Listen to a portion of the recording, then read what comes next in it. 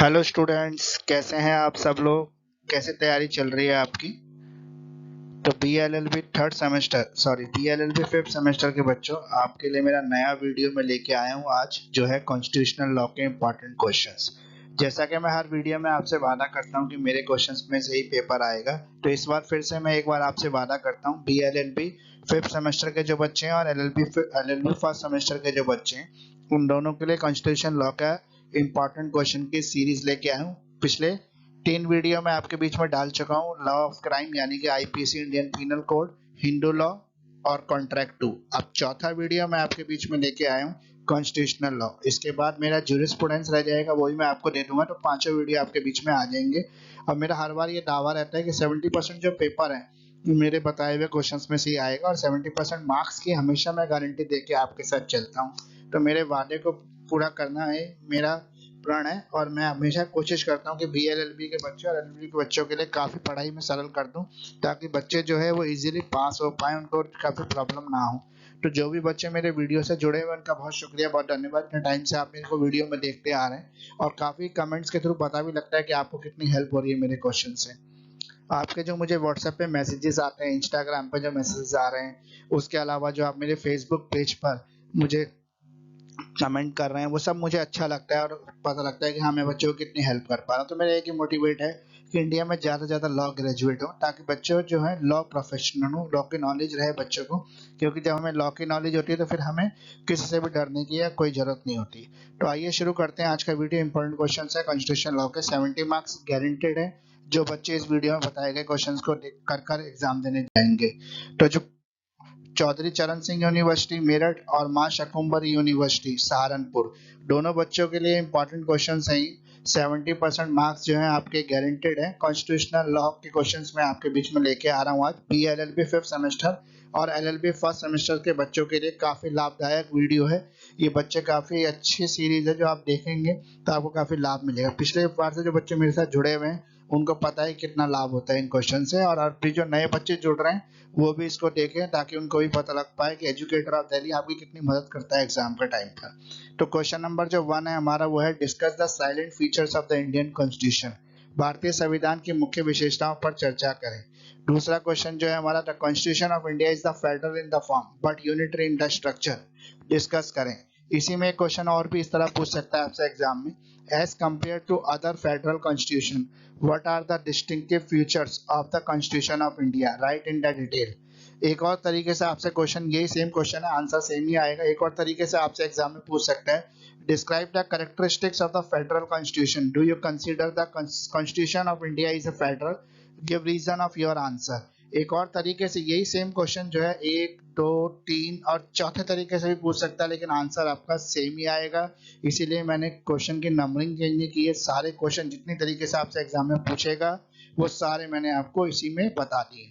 The Indian Constitution established a system of the government which is almost the quasi-federal features rather than the federal status with the subsidiary unitary feature explained। तो भारत का संविधान रूप से संघात्मक है, लेकिन संरचनात्मक रूप से एकात्मक है। चर्चा करें। अन्य संघीय संविधान की तुलना में भारत के संविधान की विशेषताएं क्या है, विवरण से लिखिए। संघीय संविधान की विशेषताओं का वर्णन कीजिए। क्या आप भारत के संविधान को संघीय मानते हैं? अपने उत्तर का कारण दीजिए। तो मैं एक बात अब बच्चों को ये बता दूं कि 4 तरीके से मैंने आपको क्वेश्चन बताया जो एग्जाम में पूछा जाता है, लेकिन आंसर जो है वो आपका सेम ही आएगा। तो इसमें एक बात हमें ध्यान रखनी कि क्वेश्चन हमें जिस तरीके से पूछेगा, तो क्वेश्चन के आंसर की हमें स्टार्टिंग उसी तरीके से करनी है जिस तरीके से क्वेश्चन हमसे पूछ रहा है, लेकिन लास्ट में जाके हमको आंसर वही लिखना है जो हम याद करके आए, पढ़ के आए।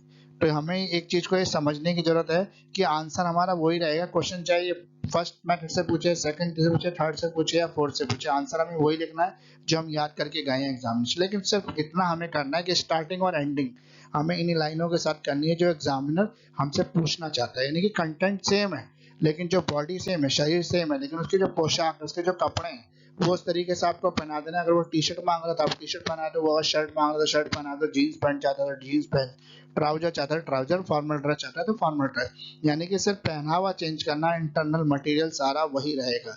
तो बच्चे इस चीज पर थोड़ा सा फोकस करें, क्योंकि आंसर राइटिंग से ही एग्जामिनर जो है आपको मार्क्स देता है। दूसरा, आंसर राइटिंग पैटर्न पे एक वीडियो भी मैं जल्दी ही लेके आऊंगा आपके बीच में, जिससे आपको बताऊंगा कि आंसर राइटिंग के अंदर क्या स्किल्स आपको डेवलप करनी चाहिए, क्या चीजों का आपको ध्यान रखना चाहिए ताकि आप आंसर राइटिंग बड़े तरीके से कर पाए। तो मेरे वीडियो में बताए गए जितने भी क्वेश्चन हैं इनके आंसर आप परफेक्टली तरीके से याद कर लें और अच्छी तरीके से इनका प्रेजेंटेशन तैयार कर लें, ताकि आंसर जो है आप एग्जाम में बिल्कुल चेप के आए, ऐसा लिख दें कि एग्जामिनर आपको मार्क्स देने से चूक ही ना पाए। तो एग्जामिनर की खोपड़ी में ऐसा आए कि वो देखते ही वो समझ जाए कि इस बच्चे को बहुत कुछ आता है। तो आप काफी चीजों का ध्यान रखें और थोड़ा सा आंसर राइटिंग के ऊपर मेहनत करें। अगर फिर भी किसी बच्चे को आंसर्स नहीं मिल पा रहे तो मुझसे पीडीएफ ले सकता है। मेरे पास पीडीएफ फॉर्म में सभी सब्जेक्ट के आंसर अवेलेबल है। Minimum cost per, affordable price पर मैं आपको पीडीएफ प्रोवाइड करा दूंगा, जो आपके लिए काफी हेल्पफुल रहेंगे और काफी अच्छे आंसर्स हैं जो मैंने तैयार किए। अगर वो आंसर आप एग्जाम में लिख के आएंगे, मैंने हाईलाइट भी किया उसमें पॉइंटों को, जो आपको हाईलाइट करने एग्जाम में, जिस पॉइंट को देख के, जिन्हें हम की पॉइंट्स कहते हैं किसी भी आंसर की, अगर वो की पॉइंट्स हम लिख देना आंसर में तो हमारा एग्जामिनर पूरा आंसर पढ़ेगा ही नहीं, की पॉइंट्स को पढ़ के हमें मार्क्स दे देगा, कहेगा यार इस बच्चे को सब कुछ आता है, इसके आंसर्स को ज्यादा पढ़ने की जरूरत ही नहीं है। तो आप इन सब चीजों का ध्यान रखें और ये सब चीजें आपके लिए काफी बेनिफिशियल हो सकती हैं। अगला जो हमारा है वो है भारतीय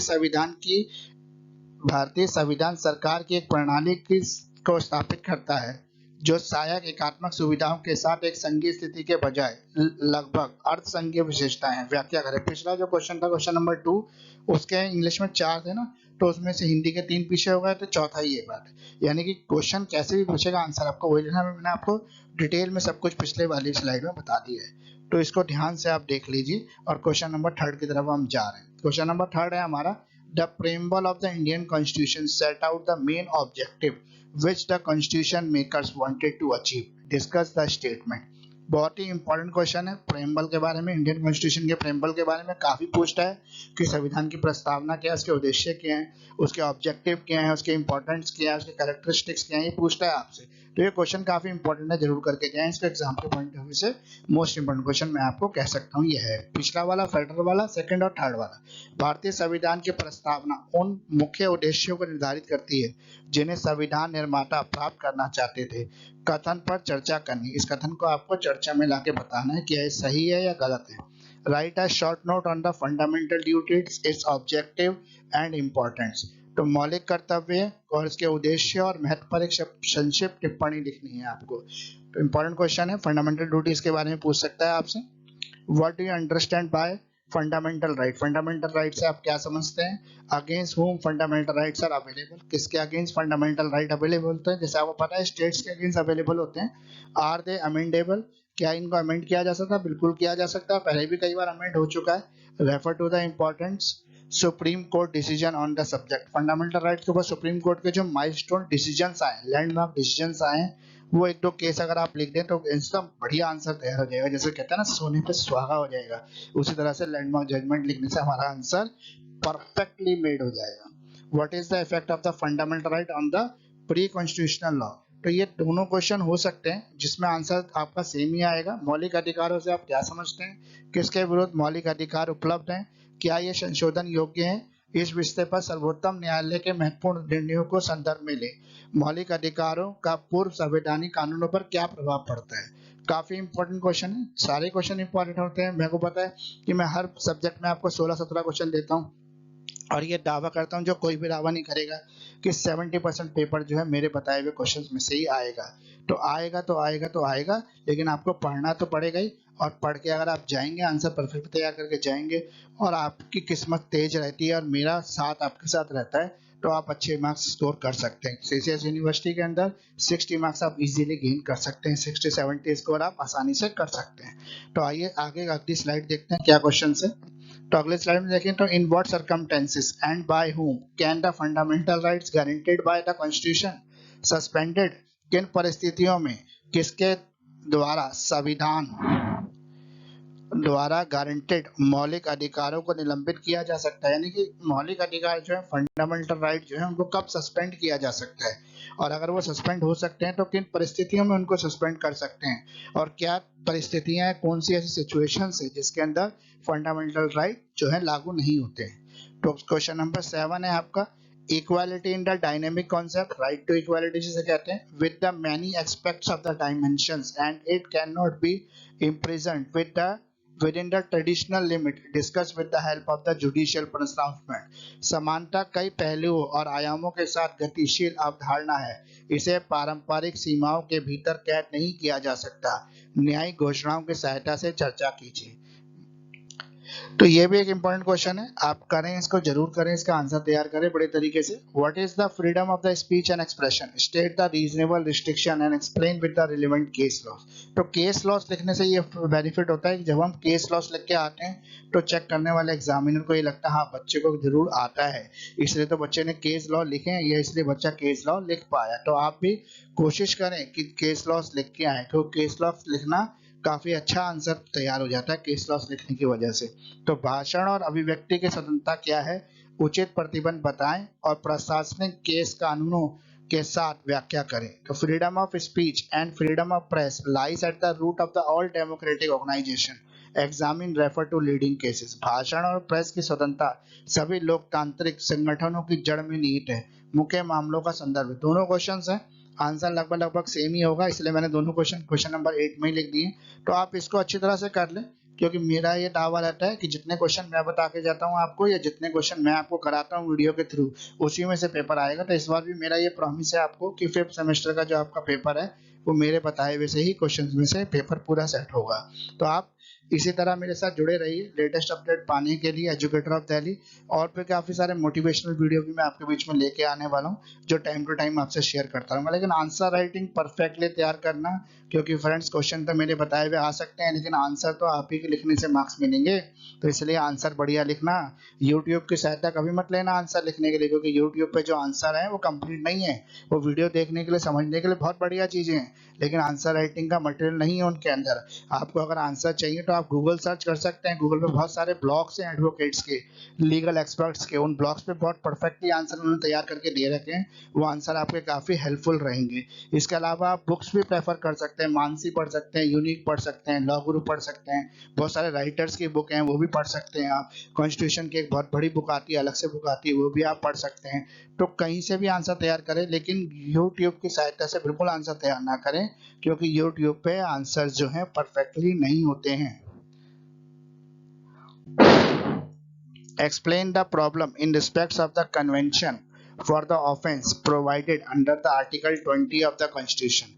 तो संविधान के अनुच्छेद 20 के तहत प्रदान किए गए अपराधों के लिए सजा के संबंध में सुरक्षा की व्याख्या कीजिए।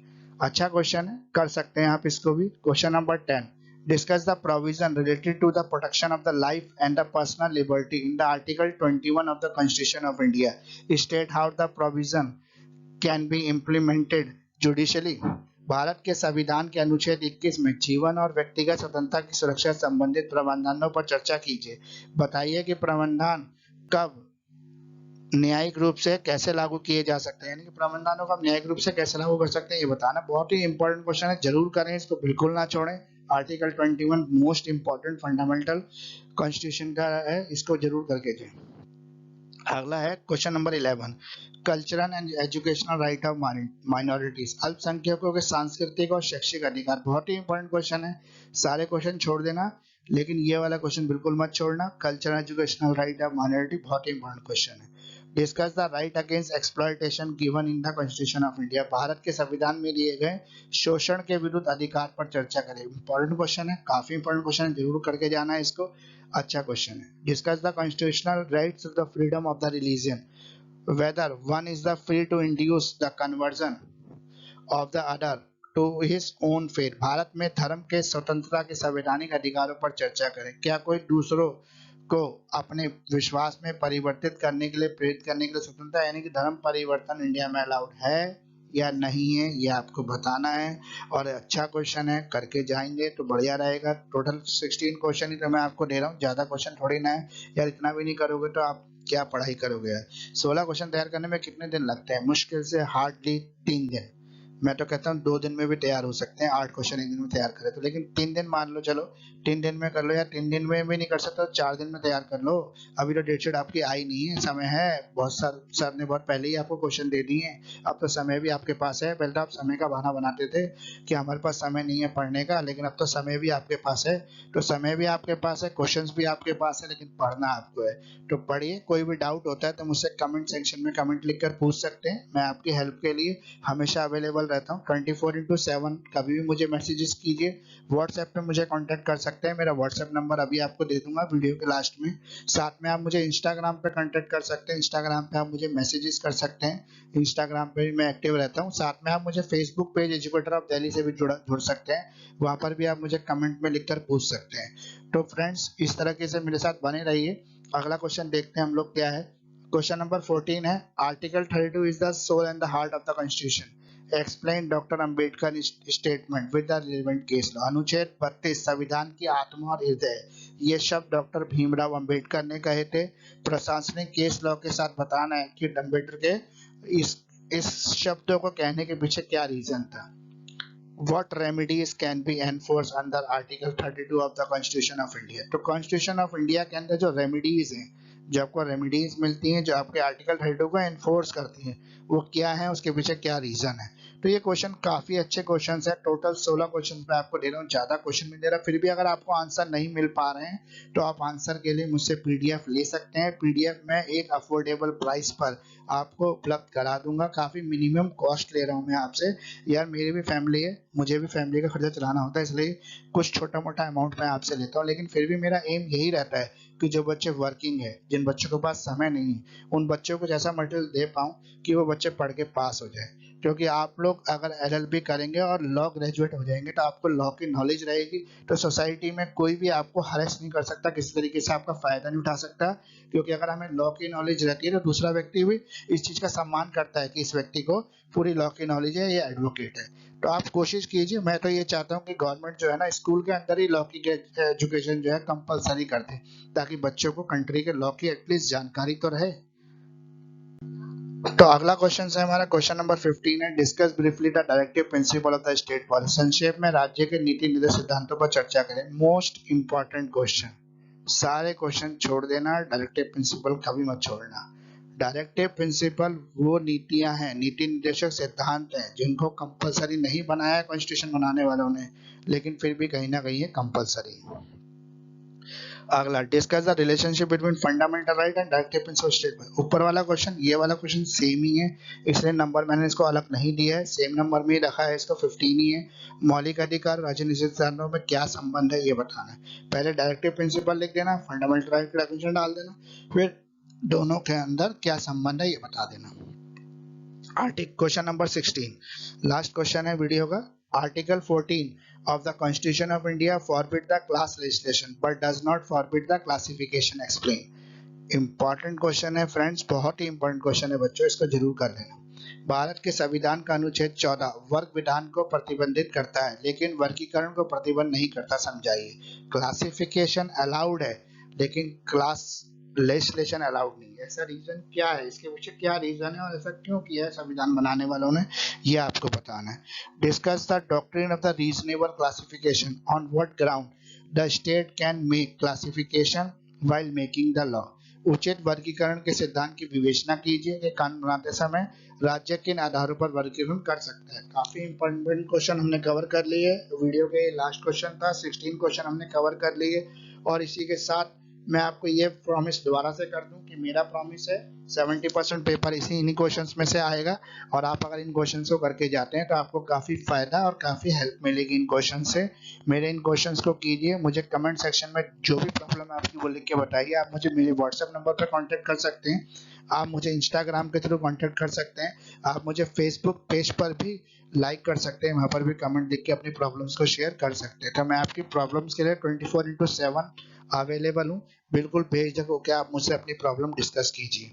तो आज का वीडियो जो है यहाँ पे एंड करता हूँ। साथ में आपको एक गुड न्यूज़ भी दे देता हूँ कि आपकी BA LLB 6 सेमेस्टर की जो क्लासेस हैं वो मार्च में उसका एनरोलमेंट शुरू हो जाएगा। आप मेरे साथ ऑनलाइन जुड़िए, फिर देखिए पढ़ने का कितना आनंद आपको आता है। वर्किंग स्टूडेंट्स के लिए अलग बैच है और जो स्टूडेंट्स हैं उनके लिए अलग बैच है। तो दोनों तरह के बच्चों के लिए बैचेस मेरे पास चलते हैं, काफ़ी अच्छे बैचेस हैं। आप एक बार ज्वाइन कीजिए तो आपको अलग ही मज़ा और आनंद आने लगेगा, पढ़ने का अलग ही एक्सपीरियंस आपको मिलेगा। तो मेरा व्हाट्सएप नंबर है यहाँ पे 9811948855। आप इनरोलमेंट कराएं अपना। इनरोलमेंट कराने का आपको बेनिफिट जरूर मिलेगा और इनरोलमेंट कराने का बेनिफिट्स आपको नोट्स में भी मिलेगा। ये नहीं है कि आपने अगर इनरोलमेंट कराया ऑनलाइन क्लासेस ज्वाइन नहीं की, लेकिन नोट्स जब आप लेंगे तो उसमें भी आपको बेनिफिट मिलेगा। तो इसी तरह मेरे साथ जुड़े रहिए। एजुकेटर ऑफ दिल्ली को शेयर करते रहिए, लाइक करते रहिए, सब्सक्राइब करते रहिए। जिन लोगों ने भी पूरा वीडियो देखा है, काफी टाइम से वीडियो देख रहे हैं, इसका बेनिफिट उठा रहे हैं, लेकिन सब्सक्राइब नहीं कर रहे, क्योंकि अभी मैं देखता हूँ तो 75% जो व्यूज है वो नॉन सब्सक्राइबर के आते हैं। तो फ्रेंड्स प्लीज सब्सक्राइब करें चैनल को, क्योंकि चैनल मैं आप ही के लिए बनाता हूँ, वीडियो जो है आप ही के बेनिफिट के लिए डालता हूँ। लेकिन फिर भी आप सब्सक्राइब नहीं करेंगे तो मेरा चैनल कैसे प्रमोट होगा? और मेरा चैनल प्रमोट होगा तभी तो मुझे भी मोटिवेशन मिलेगा। तो इसलिए मेरा ये प्रॉमिस है कि मैं और भी वीडियो आपके लिए लेके आऊंगा। इस तरह से एजुकेशनल वीडियो लॉ से जुड़े हुए आपके बीच में आते रहेंगे। एजुकेटर ऑफ दिल्ली आपका बहुत बहुत धन्यवाद करता है। Thanks for watching. आपने इतना समय दिया, मुझे सुना। प्लीज शेयर करें, लाइक करें, सब्सक्राइब करें, चैनल पे कमेंट करते रहें। जिन अपने फ्रेंड्स के व्हाट्सएप ग्रुप पर जरूर डाल दें। अपने जितने भी कॉलेज के आपके व्हाट्सएप ग्रुप पे हैं, फ्रेंड्स के जो नंबर है उनको व्हाट्सएप कर दें वीडियो, ताकि सभी बच्चे इसका फायदा उठा पाए। स्पेशली उन बच्चों तक वीडियो को पहुंचाने की कोशिश करें जिनको पढ़ने का समय कम मिल पाता है। तो मेरे चैनल को लाइक करें, हेल्प करें मुझे ग्रो करने में। काफ़ी आपकी हेल्प की वजह से मेरे 2000 सब्सक्राइबर ऑलमोस्ट कंप्लीट ही हैं। लेकिन अभी हमारा जो टारगेट है वो बहुत आगे जाने का है। अभी हम बहुत पीछे हैं, हमें और भी आगे जाना है। हर बच्चे को एक अफोर्डेबल एजुकेशन देनी है हमें। तो इसी के साथ बहुत धन्यवाद, शुक्रिया। वीडियो को देखते रहिए, लाइक करते रहिए, कमेंट करते रहिए, सब्सक्राइब करते रहिए।